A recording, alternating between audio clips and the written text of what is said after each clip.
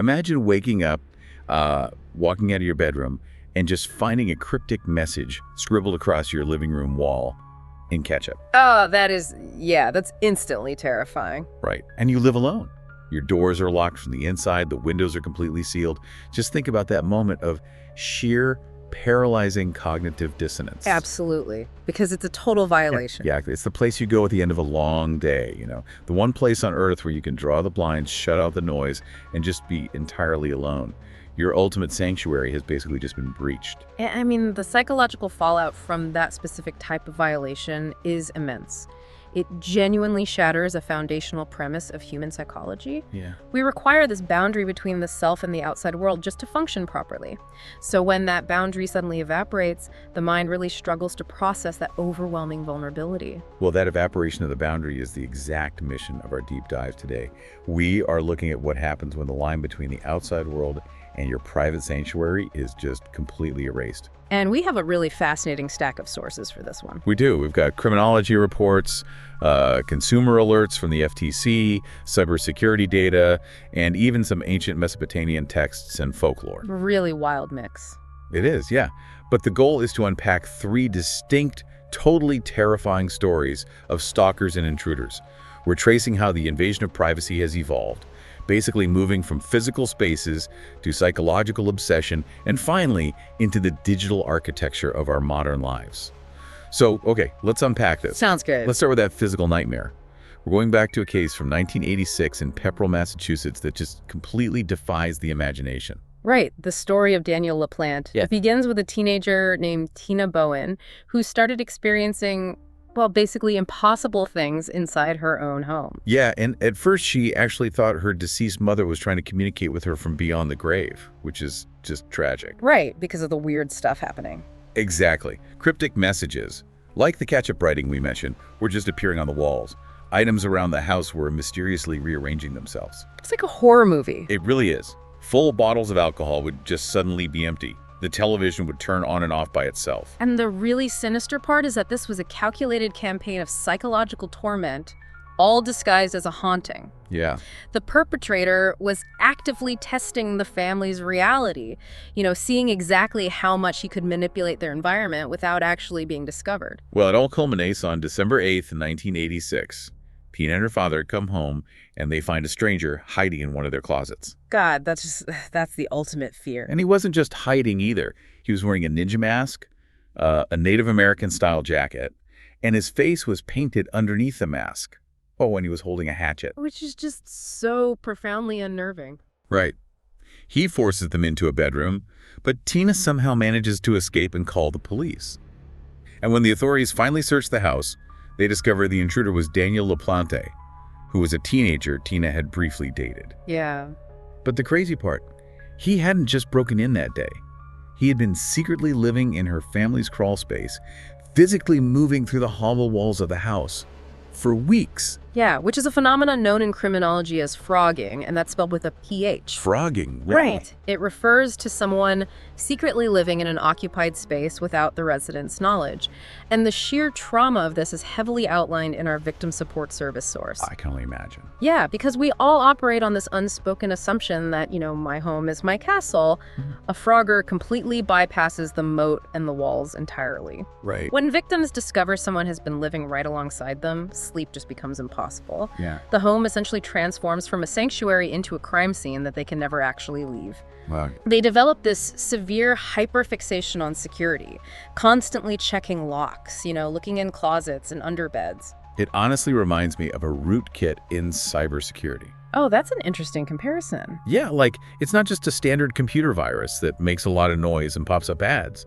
A rootkit is malicious code that bypasses the operating system entirely and embeds itself at the very foundational level. It just hides. Exactly. It just lurks in the background, silently observing your routines, consuming your resources, gathering your data, and you only realize it's there when the entire system crashes, and by then, it already has complete control. That analogy actually holds up really well, especially regarding the element of control, because LaPlante wasn't just looking for shelter. Right, he had the hatchet and the mask. Exactly.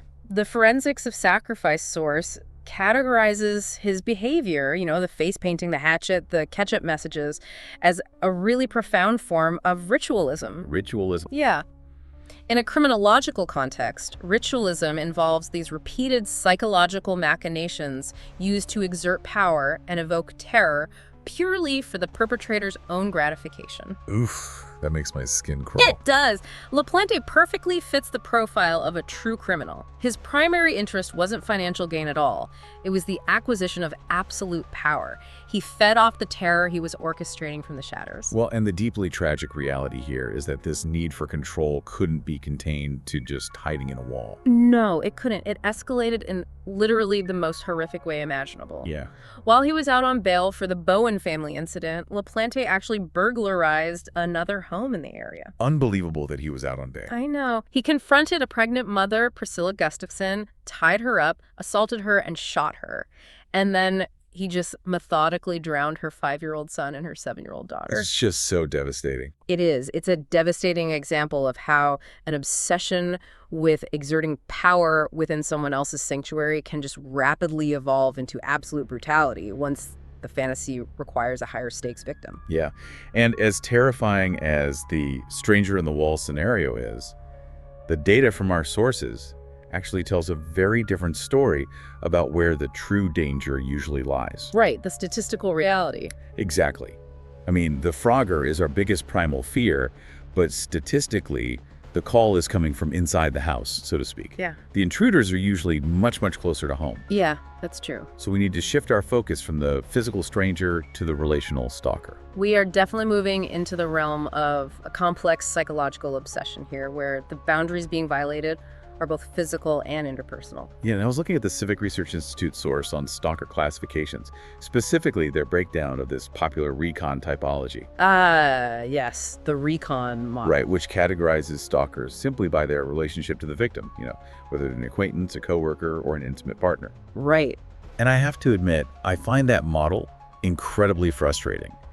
Like, if someone is actively being stalked, does just labeling the perpetrator as an acquaintance actually help stop them? Not really, no. It feels like treating a symptom instead of the disease.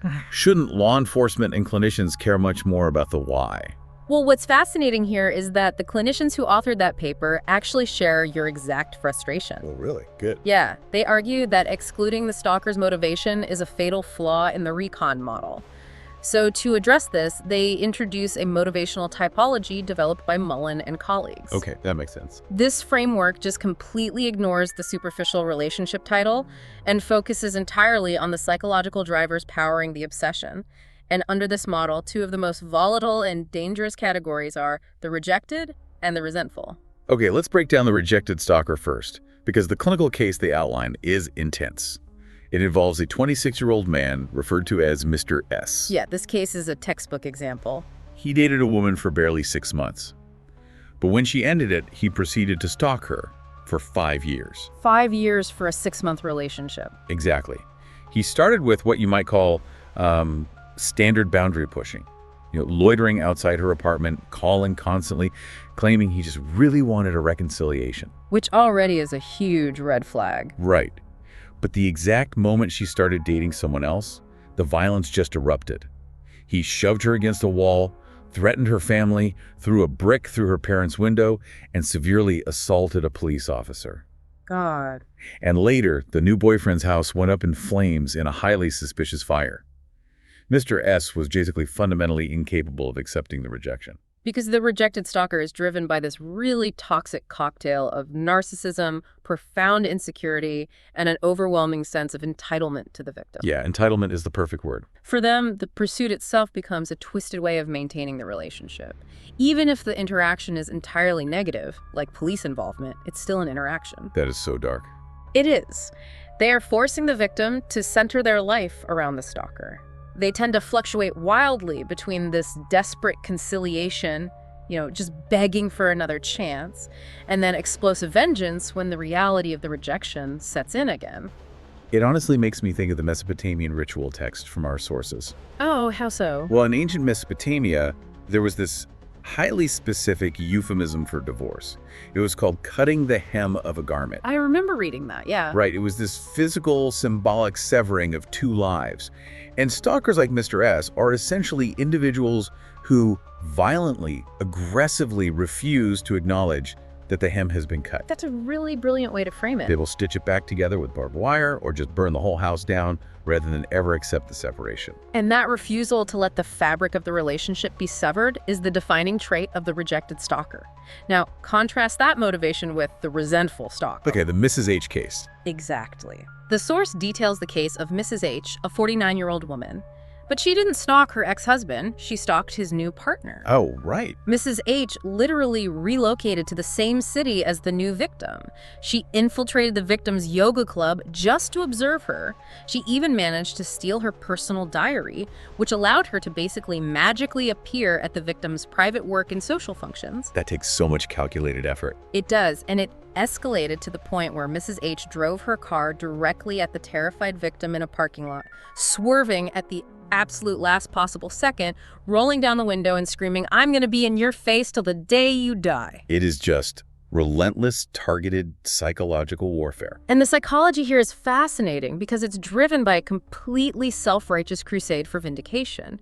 The resentful stalker feels entirely justified in their actions. They think they're the good guy. Yes, they view themselves as the actual victim fighting back against a grievous injustice. They don't want reconciliation at all, they want retribution. Yeah. The stalking is sustained by the highly gratifying sense of power they get from just inflicting fear and distress on a daily basis. Notably, Mrs. H was careful to never exhibit this behavior in front of her ex-husband. Oh, of course not. Right. It was a calculated, sustained campaign to terrorize the new partner, systematically destroying any sense of safety she had in her daily routines. See, but here's the thing.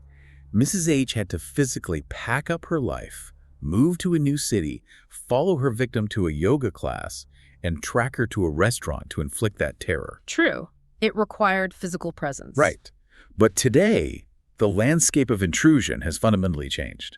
The stalker doesn't actually need to be in your crawl space like LaPlante or in your yoga class like Mrs. H. No, they really don't. Today, they can invade your sanctuary from their own couch. The walls of our homes have literally grown eyes and ears. We are definitely entering the era of the digital intruder, where the architecture of the home itself just becomes the weapon. Which brings us to Carla's story. From the FTC Consumer Alerts source. I mean, it is the absolute definition of a modern smart home horror story. It's chilling.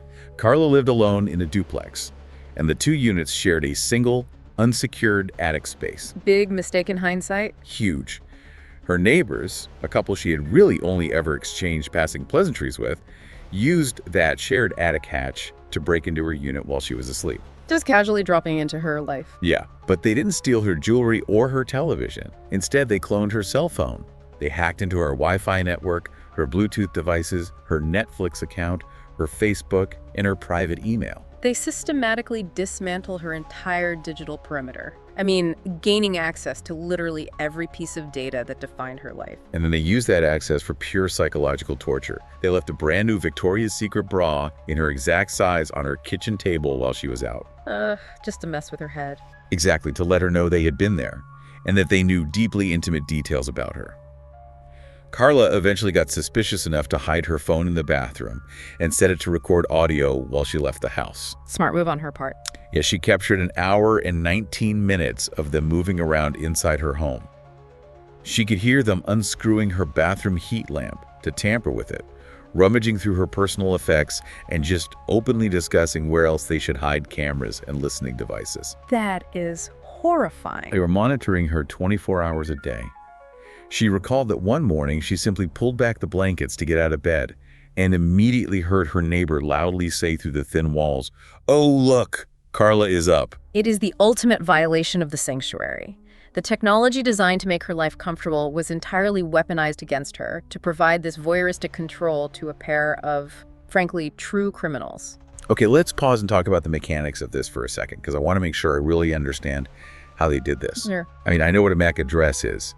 It's basically the unique digital fingerprint of a device's network card. And an IMEI is the cellular equivalent for a phone. But how does a neighbor actually clone those or hijack a whole network just by hanging out in an attic? Well, it mostly comes down to proximity and incredibly weak default security. Because they had physical access to the space directly above her, they were in perfect range to intercept her Wi-Fi signals. Oh, right. Yeah, and if Carla's router was using a weak default password or older encryption standards, they could easily just brute force their way into the network. And once they're in. Once inside, they can use simple packet sniffing software to monitor all unencrypted traffic. And cloning a MAC address is surprisingly simple, honestly. Really?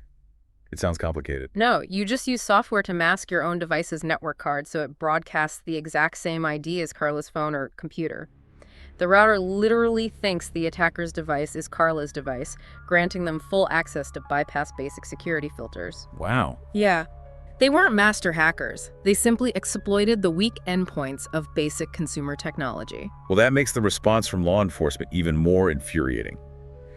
Carla actually takes this hour and 19-minute audio recording to the police, and they flat out refuse to investigate. It's so frustrating. They told her that because she only had audio of the break-in and not video, there wasn't enough to go on. How is our legal system so spectacularly far behind in technology? A physical home invasion is a massive felony, but because the primary weapon was digital, they just wouldn't act. Unfortunately, traditional law enforcement is fundamentally equipped to handle busted deadbolts and broken windows. They understand physical trespass. Right, tangible things. Exactly. The legal frameworks really struggle to conceptualize cloned MSC addresses, hijacked routers, or compromised IMEI numbers as a form of physical violence, even though the psychological devastation is completely identical. Yeah, that makes sense, sadly. And the smart but vulnerable IoT source provides staggering data on how widespread this vulnerability is. In their survey, 78% of people use smart TVs and 65% use voice assistants. I mean, everyone has them now. But a full 25% of these users follow absolutely zero security practices. They never update the firmware, they use default passwords, and they completely ignore two-factor authentication. Oh, man. Furthermore, 81% report being completely unaware of the cyber threats these devices even pose. So we are just willingly filling our most intimate spaces with unsecured endpoints. We are buying Trojan horses and plugging them in right next to our beds. And digital stalkers operate in this space with near impunity. I mean, they don't need to break down a door when you leave the digital network wide open. It really makes you wonder how anyone can sleep at night. We can be invaded physically from the crawl space, psychologically by someone who refuses to let us go, and digitally through our own appliances. It touches on something deeply primal, this fear of being watched in our supposedly safe spaces. It does, and the Owls and Folklore source actually highlights just how ancient and hardwired this fear really is. The owl folklore. Yeah. Consider the Mexican and Latin American legend of the lechuza. In the folklore, it's described as an enormous witch owl that watches in the dark. It specifically targets people by mimicking the sounds of a crying infant or a weeping woman just to lure victims outside of the safety of their homes. That is deeply unsettling. It literally weaponizes human empathy just to draw you into the dark. Exactly. It represents our innate primal terror of the watcher in the dark, the predator that observes us from the shadows, waiting for a moment of vulnerability to strike. Right. For ancient peoples, the lechuza was a mythical bird hiding in the trees. Today, the lechuza isn't a bird, it's a hacked ring camera on your front porch or a compromised smart TV in your living room. The watcher is no longer outside the house. We literally carried it inside in a cardboard box. So how do we fight back then? How do we reclaim the sanctuary when the threats are this pervasive? Well, the modern coping mechanisms, as outlined in the victim support and IoT sources, require constant proactive vigilance. Okay. It involves changing daily routines to break predictable patterns if you suspect physical stalker. It means upgrading physical locks. And digitally? Digitally, it requires treating your home network like an absolute fortress, regularly updating firmware on all devices, segmenting your smart devices on a separate desk network so they can't access your primary computers. Right, keeping them isolated. Exactly. Enabling two-factor authentication across the board and utilizing state privacy legislation to demand tech companies actually delete your personal data. It is a continuous, exhausting process of fortification. What really fascinates me is how closely this modern digital fortification mirrors ancient human behavior. Oh, how so? Looking at the sympathetic magic source, humans have literally always sought to ward off negative energy and hidden watchers. Thousands of years ago, people were drawing protective sigils on objects to channel defense. That's true. They placed mirrors at entryways, believing they would reflect bad energy back at the intruder. They burned sage or mugwort to cleanse a space of unseen threats. I was surely thinking about two-factor authentication earlier, and how it requires both a key and a secret code to grant access. Yeah. The ancient equivalent of that wasn't a magic rock, it was the split tally stick. Oh, that's a great analogy. Right. Two halves of a bone or a piece of wood, one kept by the gatekeeper, one by the traveler. Oh. Only when the two pieces physically interlocked perfectly was access granted to the city. We had been trying to verify identities and lock the gates for millennia. That's entirely true. Whether you're configuring a complex digital firewall on a smart router or demanding a split tally stick at the city gates, the fundamental human imperative remains exactly the same. Yeah. It's the desperate need to reclaim, define, and protect our sacred space. We have an absolute psychological requirement to control who has access to our sanctuary, and we invent whatever tools we need, be they magical or technological, just to enforce that boundary. Exactly. And to bring this all together for you listening, as our homes become smarter and more connected, they also become significantly more porous. The walls are thinner than ever, and the crawl spaces are now digital. They really are. Knowledge, awareness, and relentless vigilance are the only true defenses against the modern intruder, whether they are hiding in your closet, obsessing over you from a yoga mat, or sniffing your network traffic from a shared attic. I would just add a final thought on the value of critical thinking in our modern age. We have invited these devices into our most intimate spaces for the sake of convenience. Yeah, convenience is king right now. But we must remember that convenience is almost always the natural enemy of security. Every single connected device is a door. If you aren't managing the locks, someone else will gladly do it for you. That is so true. You lock your front door every night without thinking. You hear that deadbolt click, and you feel safe. But as we move toward a future where our homes don't just connect to the internet, but actually start thinking for themselves through integrated AI, we have to ask a terrifying new question. If an artificial intelligence is given total control over the locks, the cameras, and the climate just to protect you, what happens the day it decides that you are the anomaly in the system? When the house itself becomes the watcher, will you even realize you've been locked in?